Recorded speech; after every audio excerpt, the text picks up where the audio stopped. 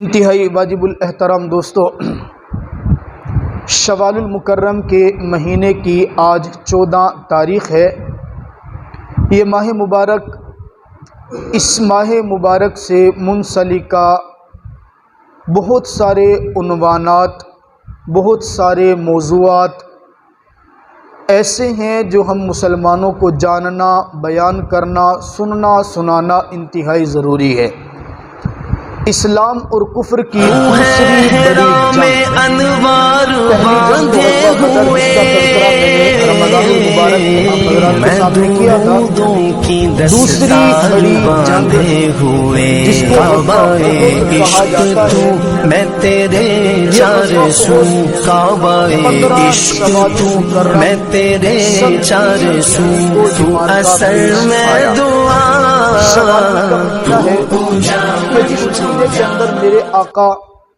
جناب محمد عربی صلی اللہ تعالی علیہ وسلم کا نکاح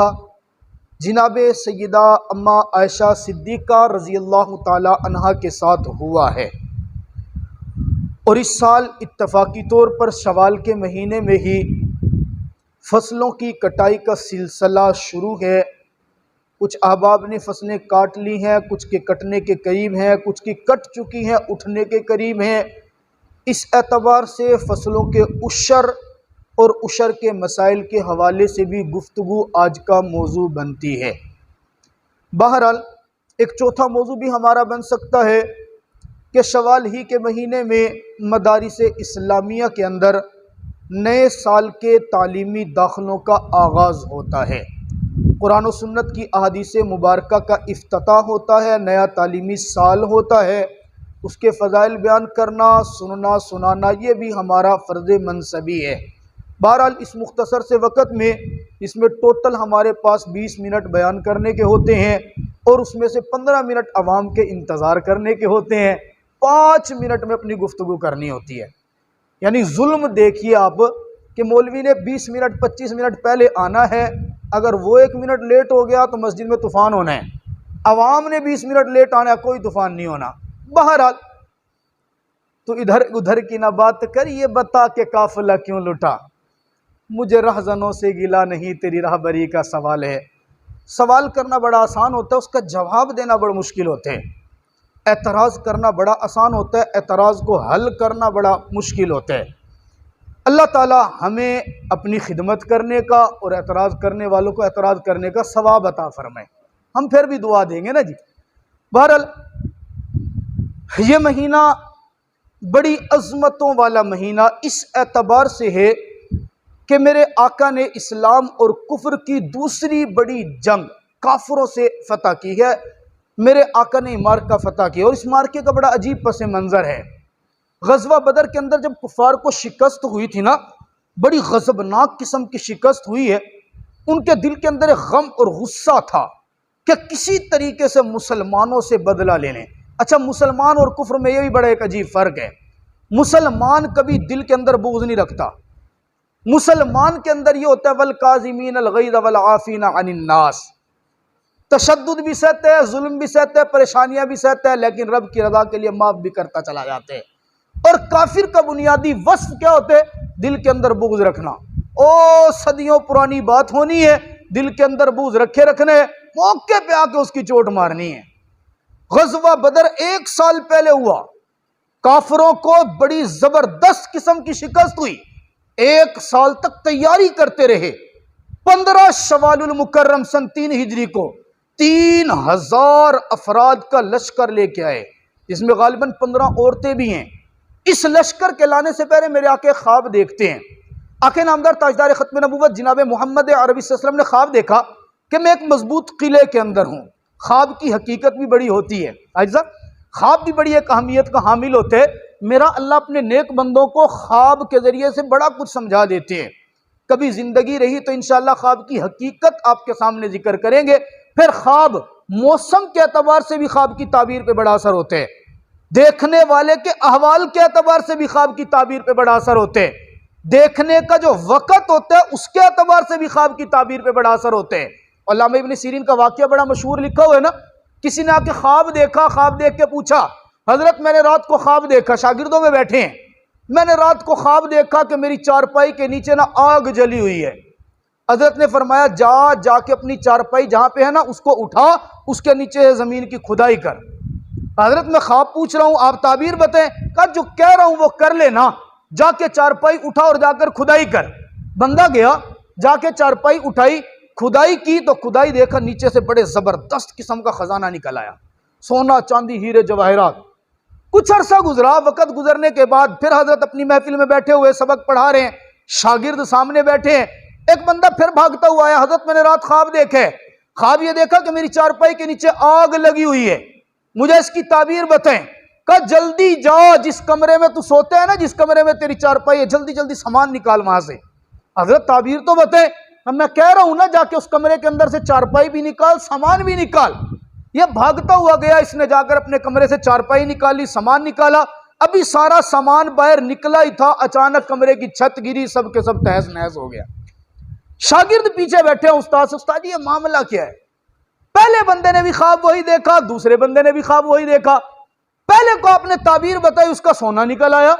دوسرے کو آپ نے تعبیر بتائی ہے اس کا مکان کی چھت ہی گر پڑی، معاملہ کیا ہے؟ حضرت نے فرمایا بھئی بات یہ ہے، خواب کے دیکھنے میں جو ہوتا ہے نا دیکھنے والے کا، اس کا بھی بڑا عمل دخل ہوتا ہے، موسم کا بھی بڑا عمل دخل ہوتا ہے، وقت کا بھی بڑا عمل دخل ہوتا ہے۔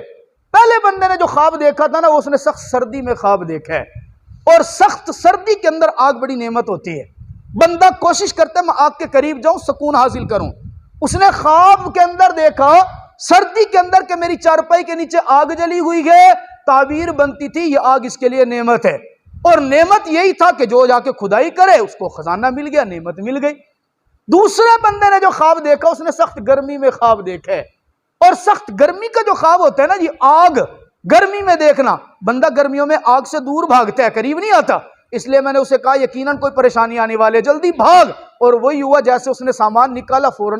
چھت اس کے اوپر گر پڑی۔ بہرحال میرے آقا نے خواب کیا دیکھا؟ دیکھتا ہوں کہ ایک مضبوط قلعہ ہے، مضبوط قلعے کے اندر ایک چھوٹی گائے بندھی ہوئی ہے خوبصورت، اس گائے کے سامنے آقا فرماتے ہیں میں نے دیکھا کہ میں کھڑا ہوں، میرے ہاتھ کے اندر تلوار ہے، میں تلوار کو تھوڑی سی حرکت دیتا ہوں، میرے تلوار کا آگے والا حصہ ٹوٹتا ہے اور نیچے گر جاتے ہیں، پھر میں تھوڑی دیر کے بعد تلوار کو حرکت دیتا ہوں، وہ ٹوٹا ہوا ٹکڑا اڑتا ہے، میری تلوار کے ساتھ لگتا ہے اور تلوار پہلے سے زیادہ خوبصورت ہو جاتی ہے، پھر میری آنکھ کھل جاتی ہے۔ صحابہ کرام کو بتاتے ہیں میں نے خواب دیکھے، صحابہ پوچھتے ہیں رسول اللہ اس خواب کی تعبیر کیا ہے؟ کہ خواب کی تعبیر یہ ہے وہ جو مضبوط قلعہ میں نے دیکھا نا وہ میرے اللہ نے مجھے میرا مدینہ منورہ دکھایا ہے، وہ جو ایک گائے دیکھی نا حلال جانور ہے جو نفع مند ہوتے ہیں، وہ میرے صحابہ کی مختصر سی جماعت ہے، اور وہ جو میں نے تلوار دیکھی ہے نا اس تلوار کو حرکت دی ہے، اس سے تعبیر یہ ہے کہ ہماری کفر کے ساتھ جنگ ہونی ہے، لڑائی ہونی ہے، پہلی مرتبہ جنگ کے اندر ہمیں شکست ہو سکتی ہے، دوسری مرتبہ جب جنگ ہوگی تو وہی جنگ ہوگی، میدان وہی ہوگا، مارکا وہی ہوگا، اللہ مسلمانوں کو پہلے سے زیادہ عزت عطا فرمائے گا۔ اور ہوا ایسا ہی، غزوہ احد کے اندر مسلمانوں کی کافروں کے ساتھ جنگ ہوئی، لڑائی ہوئی، اس لڑائی کے اندر پہلی مرتبہ شکست ہوئی ہے، اور شکست کی ساری باتیں کتابوں کے اندر لکھی ہوئی ہیں۔ اسی شکست کے موقع پر یقین جانیے میرے پیغمبر کے صحابہ کی محبت کا وہ عالم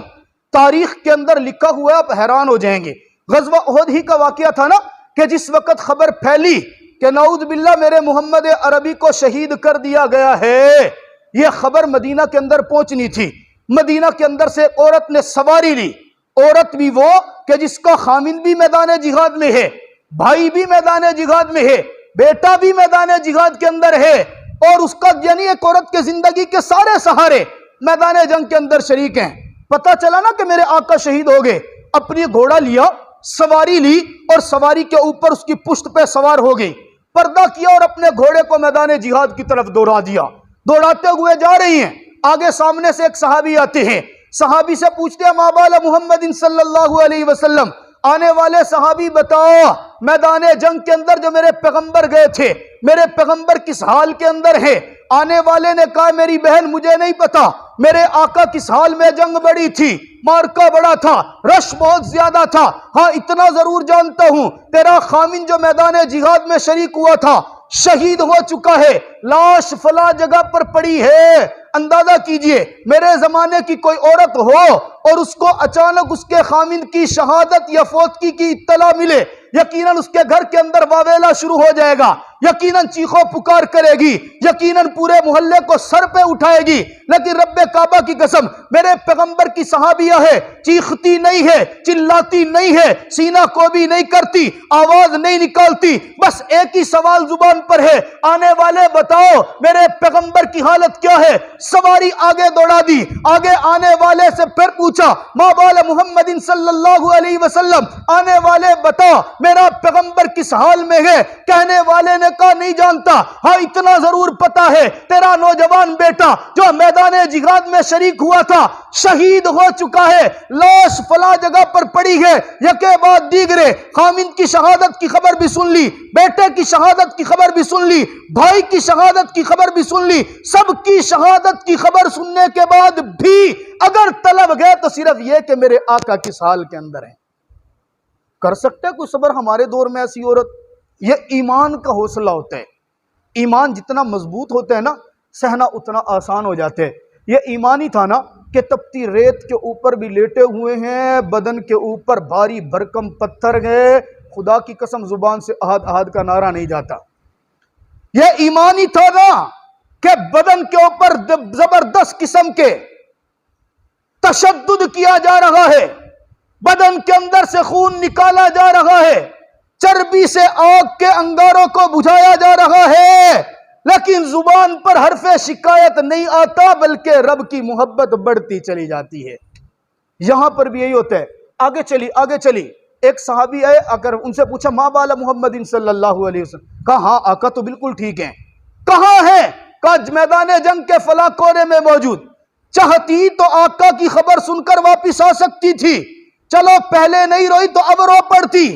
پہلے نہیں واویلا کیا تو اب کر دیتی۔ رب کعبہ کی قسم نہیں کیا بلکہ اپنی سواری خرک پیغمبر کی سمت کی جانب دوڑا دیا اور پیغمبر کی جگہ پر پہنچی، پیغمبر کی کملی کا یوں پلو پکڑا اور پلو پکڑ کے یوں جھٹکا دے کر کہا آقا میں نے خامد کی شہادت کی خبر سنی، برداشت کر لی، میں نے بھائی کی شہادت کی خبر سنی، برداشت کر لی، میں نے بیٹے کی شہادت کی خبر سنی، برداشت کر لی، اس لیے کہ کلو مصیبت بعدک جلل یا محمد، آقا آپ کے چہرے کی زیارت کے بعد دنیا کی ہر مصیبت سہنا میرے لیے آسان ہو گیا ہے۔ یہی غزوہ احد تھا نا جو شوال المکرم سن 3 ہجری 15 شوال المکرم کو پیش آیا۔ میرے اللہ نے اس کے اندر مسلمانوں کو بڑی عظیم الشان فتح، یہی وہ غزوہ ہے کہ جس کے اندر میرے آقا کی انگلی مبارک زخمی ہوئی، یہی وہ غزوہ ہے کہ جس کے اندر میرے آقا کے دندان مبارک شہید ہوئے،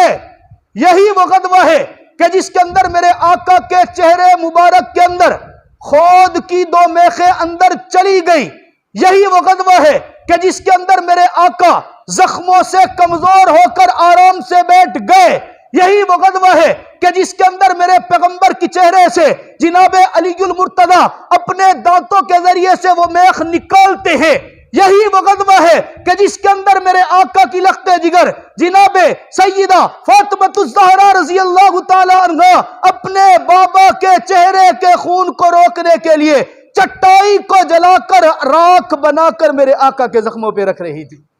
میں اس لیے کہا کرتا ہوں نا، کبھی چشمے تصور میں سوچنا میں نے دین کو کیا دیا ہے اور دین نے مجھے کیا دیا ہے، پیغمبر نے مجھ تک دین پہنچانے کے لیے کیا کچھ قربان نہیں کیا، میں نے پیغمبر کے دین کو حاصل کرنے کے لیے کیا کچھ قربان۔ ایک مرتبہ ذرا چشمے تصور میں ڈوب کے سوچنا، کل میدان محشر لگا ہو،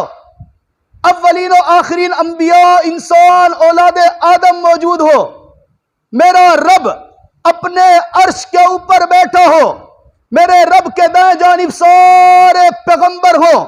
میرے رب کے بائیں جانب سارے صحابہ مقربین اولیاء سب کے سب موجود ہو، آپ کی اور میری پیشی ہو جائے اور میرا رب پیش کر کے پوچھے بتا میرے دین کے لیے کیا کیا، بتا میرے دین کو پھیلانے کے لیے کیا کیا، بتا تیری جوانی کہاں لگی، بتا تیرا خون کہاں لگا۔ رب نے ایک بار پوچھ لیا کہ تیرا خون کیا میرے پیغمبر کے خون سے زیادہ قیمتی تھا؟ کیا تیری اولاد میرے پیغمبر کی اولاد سے زیادہ قیمتی تھی؟ کیا تیری بیٹیاں میرے پیغمبر کی بیٹیوں سے زیادہ قیمتی تھی؟ میرا پیغمبر تو سب کچھ قربان کر کے تیرے گھر تک دین پہنچا گیا، کیا تو نے اس دین کو اپنے گھر کے اندر زندہ بھی رکھا یا نہیں رکھا؟ ہم کیا جواب دے پائیں گے؟ یہی جواب دیں گے ہاں جی دین اتنا زندہ تھا، صبح اٹھتا تھا تو میں بھی شیو کرتا تھا اور شیشے پہ کھڑا ہو کے اپنی داڑھی کاٹتا تھا۔ ہم کیا جواب دیں گے؟ صبح فجر کی نماز میں اٹھتا اس وقت تھا جس وقت میں نے آفس جانا ہوتا تو اس سے پہلے میری آنکھ ہی نہیں کھلتی تھی، اور جب میں آفس سے تھک کے آتا تھا نا، دکان سے تھک کے آتا تھا، زور میں ویسے نہیں پڑتا تھا کیونکہ کام کر کر کے میں تھک چکا ہوتا تھا۔ ہم کیا جواب دیں گے؟ میں نے اپنے بچے کو اپنی بچی کو قرآن اس لیے نہیں پڑھایا کہ سکول کا برڈن بہت زیادہ تھا، وہ انگلش یاد کر کر کے ٹیوشنیں جا جا کے سکول و کالج کے اندر جا جا کے اس کے پاس ٹائم ہی نہیں تھا۔ میرے پیغمبر نے پوچھ لیا کہ قرآن تیرے گھر تک پہنچانے کے لیے تو میں نے اتنی قربانیاں دی، تو کیا کچھ قربان کر کے آیا؟ یہ سوال سننا بڑا آسان ہے، خدا کی قسم اس کا جواب دینا بڑا مشکل اور بڑا تلخ لمحہ ہے۔ اور خدا یقین کریں، میں اکثر کہا کرتا ہوں کہ قرآن پاک کی تعلیم اور قرآن پاک کی محبت وہ چیز ہے جو انسان کو اس دنیا کے اندر بھی عزت دلواتی ہے، مرنے کے بعد قبر میں بھی عزت دلوائے گی، اور اس کے بعد حشر میں بھی یہی قرآن پاک کی تعلیم عزت دلواتی ہے۔ آپ یقین کریں نا، قرآن پاک کی تعلیم ہی کا وہ واقعہ میں آپ کو کتنی مرتبہ میں نے سنایا۔ جناب موسیٰ علیہ السلام کا زمانہ ہے نا، موسیٰ علیہ السلام کے زمانے کے اندر جا رہے ہیں موسیٰ، کوہ طور کے اوپر ملنے کے لیے جا رہے ہیں، اللہ تبارک و تعالیٰ سے ملاقات کے لیے، قبرستان کے اندر سے گزر رہے ہیں، ایک قبر کے پاس سے گزرتے ہیں، دیکھا کہ قبر والوں کے یار یہ چندے والا سلسلہ نا اگر دعا کے فوراً بعد ہو جائے تو زیادہ مناسب نہیں ہے۔ 15 منٹ کا ہمارا ٹوٹل بیان ہوتا ہے اور بیان کے دوران ہی یہ سین شروع ہو جاتا ہے، دعا کے بعد ہم 5 منٹ دعا کو روک لیا کریں گے۔ آئندہ یہ سین جو ہے نا جی، یہ دعا کے درمیان میں ہو جائے تو وہ زیادہ بہتر ہے، عوام بھی زیادہ ہو جائے گی اور یہ میرے خیال میں سلسلہ بھی زیادہ اچھا ہو جائے گا۔ تو میں عرض کر رہا ہوں موسیٰ علیہ السلام کے زمانے میں موسیٰ علیہ السلام جا رہے ہیں، قبر کے پاس سے گزرے، دیکھے قبر والے کو بڑا شدید عذاب ہو رہا ہے، بڑے پریشان ہو گئے، پیغمبر ہے، پریشان ہو کر جناب والا اللہ تعالیٰ سے دعا کرتے اللہ اس کی قبر کا عذاب تو ختم کر دے۔ ذہن میں سوچ لیا اب کوہ طور پہ جاؤں گا، اللہ تبارک و تعالیٰ سے پوچھوں گا اللہ قبر والے کو عذاب کیوں ہو رہا ہے۔ کوہ طور پہ گئے، اللہ تعالیٰ سے ہم کلام ہوئے، کلام کے دوران بات کرنا ہی بھول گئے، اللہ تعالیٰ سے پوچھنا ہی بھول گئے، واپس آ گئے، گھر کے اندر پہنچ گئے، کچھ عرصے کے بعد دوبارہ کوہ طور پہ جانا ہوا، جاتے ہوئے اسی قبرستان کے اندر سے گزرے ہیں، قبر وہی ہے، قبرستان وہی ہے، جگہ وہی ہے، اسی جگہ سے گزرتے ہوئے قبر میں دیکھا بندہ ٹانگ کے اوپر ٹانگ رکھے ہوئے بڑے مزے سے بیٹھے اور بڑے لطف کے اندر۔ موسیٰ علیہ السلام اچھا یہ کیا ہو گیا، ماجرا کیا ہے؟ پہنچے کوہ طور کے اوپر، اللہ معاملہ سمجھ نہیں آ رہا، پہلے گیا تھا قبر وہی تھی، قبرستان وہی تھا، عذاب ہو رہا تھا، اب کی بار گزرا ہوں قبر وہی ہے، قبرستان وہی ہے، جگہ وہی ہے، لیکن قبر والے کو بڑی راحت ملی ہے، معاملہ کیا ہے؟ میرے رب نے فرمایا موسیٰ تیرے سوال کا جواب میں نہیں دیتا ہوں، جا فلاں محلے کے اندر چلا جا، فلاں بستی کے اندر چلا جا، فلاں مسجد کے اندر چلا جا، مسجد کے ساتھ ایک چھوٹا سا برآمدہ ہوگا، اس برآمدے میں چلا جانا، اس برآمدے کے اندر پہنچ یہ تیرے سوال کا جواب مل جائے گا۔ موسیٰ علیہ السلام پہنچے، اسی برآمدے کے اندر پہنچے، جیسے برآمدے کے اندر پہنچے دیکھے قاری صاحب بیٹھے ہیں، بیچارے میرے جیسے غریب آدمی ہوں گے، کپڑے بھی پتہ نہیں صاف ستھرے تھے یا نہیں تھے، بیٹھے ہیں بیچارے، ایک چھوٹی سی پھٹی رکھی ہے، سامنے ایک چھوٹا سا بچہ بیٹھے اور چھوٹے سے بچے کو پڑھا رہے ہیں، بیٹا پڑھ بسم اللہ الرحمن الرحیم، بچہ اپنی توتلی زبان میں پڑھ رہا ہے بسم اللہ الرحمن الرحیم۔ موسیٰ علیہ السلام فرماتے ہیں اللہ مجھے سمجھ نہیں آئی اب بھی، معاملہ مجھے سمجھائیے۔ میرے رب فرماتے ہیں موسیٰ وہ جو بندہ جس کی قبر کے پاس سے تو پہلے گزرا تھا نا، وہ بندہ بڑا گناہگار تھا، بڑا گناہگار تھا، اس کو اس کے گناہوں کی سزا مل رہی تھی، زندگی میں اس نے کوئی اچھے اعمال نہیں کیے تھے، ہاں جس وقت وہ فوت ہوا اس کی بیوی پیٹ سے تھی، حاملہ تھی، اس کے پیٹ کے اندر بچہ تھا، جب پہلی مرتبہ تو قبر کے پاس سے گزرا ہے، اس کے بچے کے باپ کو گناہوں کی سزا قبر کے اندر دی جا رہی تھی، جب تو دوسری بار گزرا اس وقت اس کی ماں کے پیٹ کے اندر سے بچہ آ چکا تھا، بچہ بولنے کے قابل ہو چکا تھا، ماں نے کہا چلو اور تو کچھ نہیں ہوتا، میں اس کو قریبی مکتب میں داخل کراتی ہوں، مدرسے کے اندر داخل کراتی ہوں۔ موسیٰ اس کی ماں نے اٹھا کر مدرسے کے اندر داخل کیا، تو نے دیکھا قاری اس کو کیا پڑھا رہا تھا، کہا بسم اللہ الرحمن الرحیم۔ موسیٰ بتا بسم اللہ کا ترجمہ کیا ہے؟ کہا بسم اللہ کا ترجمہ ہے شروع اس رب کے نام سے جو بڑا مہربان نہایت رحم کرنے والا ہے، جو انتہا درجے کا مہربان ہے، جو گناہوں کو معاف کرنے والا ہے، جو لغزشوں کو معاف کرنے والا ہے۔ موسیٰ پھر سوچ تو صحیح نا، زمین کے اوپر بیٹھ کر جس کا بچہ مجھے رحمان بھی کہے، مجھے رحیم بھی کہے، مجھے معاف کرنے والا بھی کہے، میں اس کے باپ کو زمین کے اندر عذاب کیسے دے دوں؟ میں نے اس کے بچے کی صرف ایک بسم اللہ سیکھنے کی برکت سے اس کی زندگی کے سارے گناہوں کو معاف کر کے مغفرت کا اعلان فرما دیا ہے۔ ایک بسم اللہ سیکھنے پہ جو رب اتنا انعام عطا فرماتے، وہ اللہ پورے قرآن کو اپنے سینے میں محفوظ کرنے پہ کیا انعام عطا کرے گا؟ اور پھر وہ قرآن پاک کا محفوظ کرنا، یقین کریں بچے کے لیے بھی اتنا ہی اجر ہے، بڑے کے لیے بھی اتنا ہی اجر ہے، نابالغ کے لیے بھی اتنا ہی اجر ہے، بالغ کے لیے بھی اتنا ہی اجر ہے۔ میں عموماً رمضان شریف میں بات سناتا رہا، احادیث سناتا رہا۔ ہمارے درس نظامی میں ایک کتاب پڑھائی جاتی ہے جس کا نام شرح عقائد ہے، اس کے حاشیے میں حدیث لکھی ہے، ایک حافظ قرآن، ایک عالم قرآن، سمجھنا، ایک عالم قرآن کسی قبرستان کے پاس سے صرف گزر جائے، قبرستان کے اندر نہیں گیا، قبرستان کے اندر جا کے السلام علیکم یا اہل القبور نہیں پڑھا، قبروں والوں کے لیے ہاتھ اٹھا کے دعا کر کے فاتحہ خوانی نہیں کی، صرف قبرستان کے پاس سے گزر جائے، رب کعبہ کی قسم اس کے گزرنے کی برکت سے میرا اللہ پورے قبرستان کے مردوں سے 40 دن تک عذاب کو ہٹا دیا کرتے ہیں۔ جس کے گزرنے سے اتنا بڑا عمل ہے، جس کا بیٹا عالم بنے گا اس کو مقام کیا ملے گا؟ جس کا بیٹا حافظ قرآن بن جائے، بیٹی حافظ قرآن بن جائے، اس کا اجر کیا ہوگا؟ وقت ختم ہو گئے، گزارش اتنی ہے،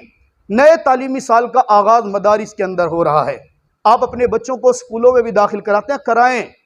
لیکن ساتھ ساتھ اپنے بچوں کو قرآن اتنا ضرور پڑھیں کہ کل آپ کا بچہ آپ کے مرنے کے بعد ہاتھ اٹھا کے آپ کی مغفرت کے لیے دعا کر سکے۔ اتنا ضرور قرآن اسے سمجھا دیں کہ آپ کے مرنے کے بعد آپ کا بیٹا اگر قبر پہ آ کر ہاتھ نہیں نہ اٹھاتا، بس اتنی سی بات سے کہ آپ نے اپنے بچے کو رب کے قرآن اور دین کے لیے وقف کیا، میرا رب اسی بات سے خوش ہو کر آپ کے لیے مغفرت کا اعلان فرما دے۔ اللہ تعالیٰ میں سمجھنے کی توفیق عطا فرمائے۔